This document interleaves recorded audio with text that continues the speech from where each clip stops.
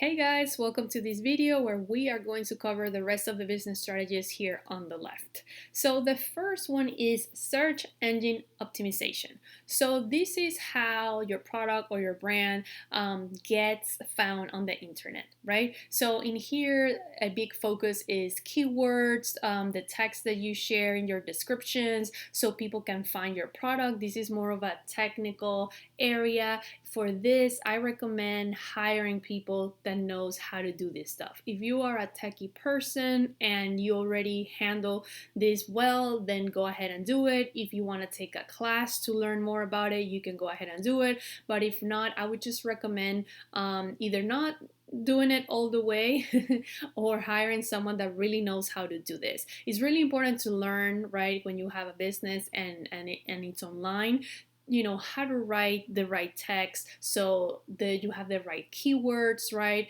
so you can connect with your audience. So when I mean keywords, what I mean is, for example, someone goes on Google and they type something like red handbag, leather, blah blah blah. So make sure that if people are looking for those kind of products with those kind of words, those are the words that you should have in your descriptions so people can be directed to your page, right?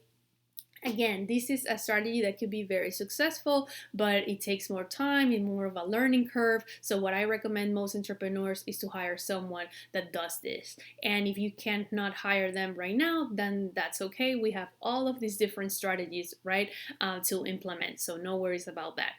The next strategy is joint ventures. So this is about getting together with another business that has a similar audience and that you guys can complement each other. So for example, if you're a makeup artist, right, you can make a deal with a hairstylist and you can recommend each other. So every time you have a customer, you are a makeup artist and you're doing their makeup and they ask you, hey, by any chance, do you know someone who does hair? Then you can recommend that hairstylist and the hairstylist can do the same for you. So in this case, a lot of people, they do commissions, or a lot of people, they just send each other the customers, but you can do things online with other people, right? Maybe you are a shoe, maybe you sell boots, right? You have a brand of boots, and then you can do something with someone who sells sweaters or jackets, right? Because most of the time these two can go together. So you can do giveaways together. You can get creative about this, but the idea here is to share the resources, to cross promote and help each other out. So that's a great way to grow your audience as well and attract new customers.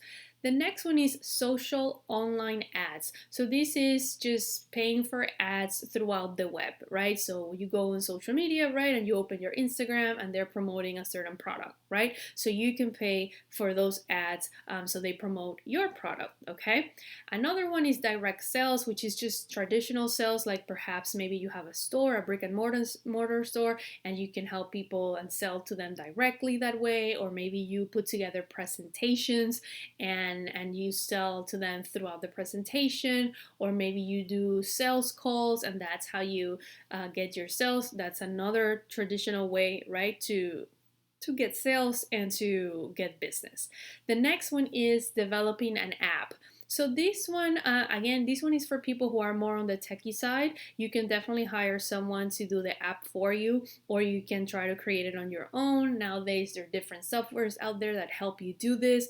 This is, for example, for people who want to do that marketing, be in their customers or potential customers' life through an app. So for example, there are companies out there who, let's say they are a fashion organization and they do fashion events. Perhaps they create an app, and in the app they update people on trends, they do interviews of designers, they tell people at the same time when is their next event. So they can create an app that is good for their customer, and that way they can be in constant contact with them and market their events to make money that way. So that's another thing. If you think an app could be something that could connect you to your customer on a daily basis, that's another strategy that you can try it out.